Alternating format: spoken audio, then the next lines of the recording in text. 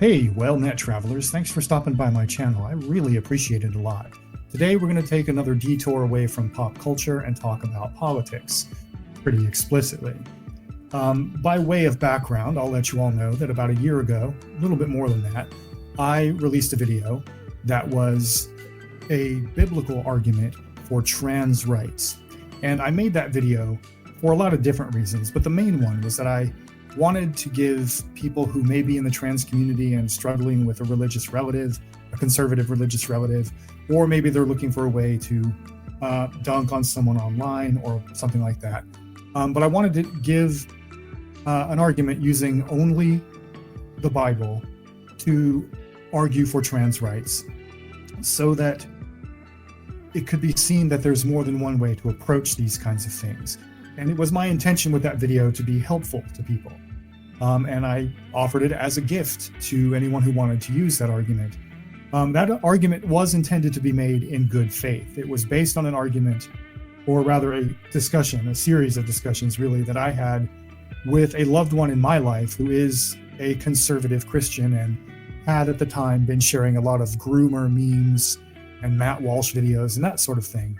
And the argument I laid out in that video, which I will link in the description below, was based on, or was a condensed version of, the conversations that my loved one and I had that eventually got them to stop sharing groomer memes and Matt Walsh videos on their Facebook page. They're not fully trans rights yet, as far as I know, but they have at least gotten so far as live and let live, recognizing that cruelty towards trans people is not cool. And I want to revisit that conversation today because of what's been going on in American politics. At the time of this recording, it was earlier this week, or rather, actually, it was the end of last week, when Congresswoman Nancy Mace made a complete fool of herself and revealed herself to be an amoral bigot by sponsoring legislation that would ban trans people from using bathrooms in the halls of Congress. And she did this in response to the election of just one trans woman to the halls of Congress. Sarah McBride is her name. And all Sarah McBride did was exist. That's it. And Nancy Mace not only sponsored legislation to ban trans people from using bathrooms in Congress, that legislation passed. It was a rules change, so it was pretty easy to get done. And Nancy Mace then went on and tweeted more than 300 times over the course of 3 days about trans women and bathrooms and saying a whole bunch of transphobic stuff. And then the Speaker of the House, Mike Johnson, came out in support of Nancy Mace and in support of this legislation, and said that the Bible teaches that there are only two genders, man and woman, which the Bible does not teach. That's an example of people reading their current political or cultural perceptions backwards into an ancient text that never actually said anything of the sort. And to demonstrate that today, I'm not going to recapitulate the argument I made in that older video. You can just follow the link down below to check that out if you want to. But today, I'm going to examine a different part of the Bible and connect it to a Christian mystical tradition that stretches across the entire medieval period and up into as recently as the 19th century. That is a very gender fluid, if you will, understanding of what it means to be a Christian. Now, in that older video, I strung together a bunch of different stories and verses from various different books of the Bible to build a coherent argument, if not necessarily a persuasive argument, based on a principle called sola scriptura, which is a popular conservative conception of the Bible, which holds that only the Bible is necessary to derive moral and spiritual truth. I'm not going to do that today. I'm not going to assemble a scattered bunch of different verses. Instead, I'm going to talk about a single book of the Bible. This book is called the Song of Solomon, also called the Song of Songs. And what makes the Song of Solomon really interesting is that it's a collection of erotic love poetry, and it can get pretty spicy. A couple of verses out here, just to give you an example. of what I'm talking about. This is from Song of Songs, or the Song of Solomon, in the actual Bible. I'm not making this up. This is from chapter 7 of Song of Solomon, verses 1 through 5. How beautiful are your feet in sandals, O noble daughter. Your rounded thighs are like jewels, the work of a master hand. Your navel is a rounded bowl that never lacks mixed wine. Your belly is a heap of wheat encircled with lilies. Your 2 breasts are like 2 fawns, twins of a gazelle. Your neck is like an ivory tower. Your eyes are pools in Heshbon by the gate of Bath Rabbim.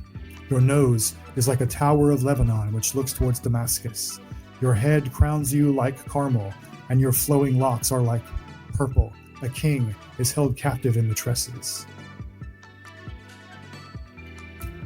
That's just a sample. The entire book is like this. A bunch of erotic poems in the Bible. And what's interesting about the Song of Solomon, this collection of erotic love poems, and its place in the Jewish and Christian spiritual tradition, is that this text is not taken simply at face value as merely a collection of erotic love poetry. It's interpreted as a commentary on the nature of faith. The Song of Solomon is written from a woman's point of view. It is a collection of poems written by a female character longing for her male lover. And this text in both the Jewish and especially in the Christian tradition is interpreted as saying that longing for God is like a woman longing for her male lover. In other words, to be a believer, to be a child of Israel or a Christian, or to be the church, is to be feminine. Your spiritual nature is to be feminine, regardless of what sex you were assigned at birth. And again, I am not making this up just on modern woke 20th century theology. This is ancient Christian tradition. The interpretation I just gave, you can find in the work of some of the church fathers, the earliest theologians of Christianity, most notably Gregory of Nyssa, and especially Origen of Alexandria. Origen of Alexandria wrote an entire commentary on the Song of Solomon, which makes basically the argument I just did, that the essence of being a Christian is to be feminine. And Christian tradition holds that Origen of Alexandria castrated himself. He was assigned male at birth.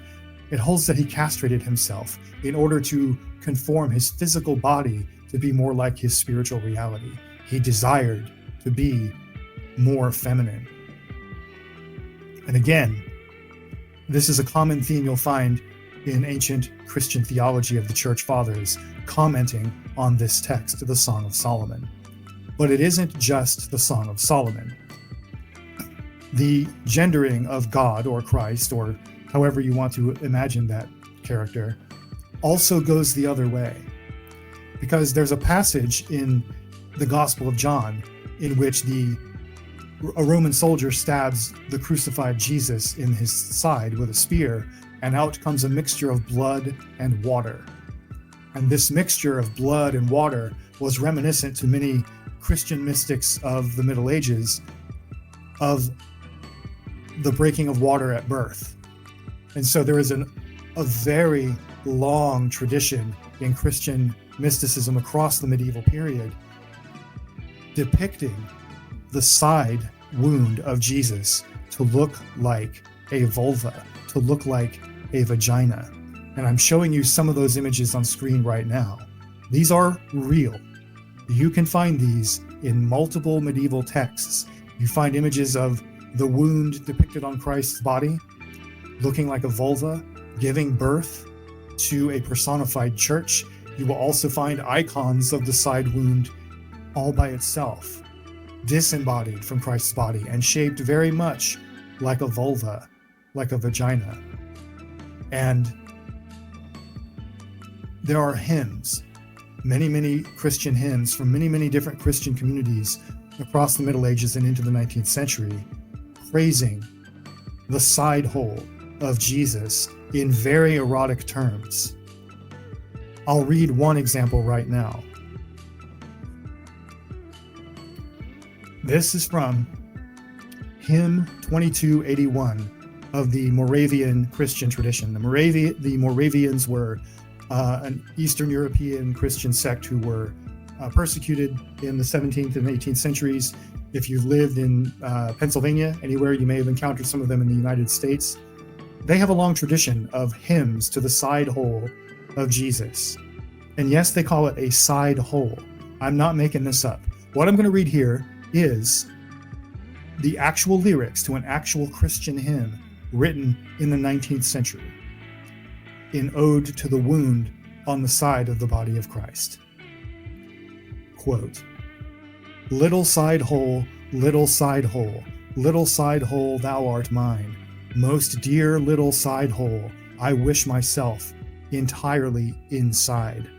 Ah, my little side hole, thou art my little soul. Yes, the dearest little place, side shrine, body and soul passes into thee. Unquote. So, the point here, and again, I did not make that up. You can go look that up yourself. Again, that is hymn 2281 from the Moravian Christian tradition. There are lots and lots of these things all across the Christian tradition, and especially the Christian mystical tradition. And the point I'm trying to make here is that the idea that gender, the gender binary, is ordained by God and taught in the Bible, and therefore we should be restricting the rights of trans people in 21st century America, or even worse, denying the existence and validity of trans people in 21st century America, is frankly a bunch of bigoted bullshit. And like with my previous video, I offer this one as a gift to any trans or gender non-conforming or non-binary youth out there, or adults too, who might be having to spend this upcoming Thanksgiving with a very annoying conservative religious uncle who is going to be doing horrible things like misgendering you and saying you're possessed by demons or anything like that. Just lay this knowledge on them. You should see images on the screen of the biblical citations I made and of the Christian medieval art of Jesus's side hole that I discussed. Just do a little more digging of your own and have fun with that. I'm going to sign out now. I hope this video was enjoyable and useful to you. If you liked the content you saw here, I'd really appreciate it if you gave me a thumbs up and subscribed to this channel and commented down below, shared this video, did all of the other social media things. And until next time, remember that what's best in life is to crush your enemies, see them driven before you, and engage in discourse with the women. I said, what does God need with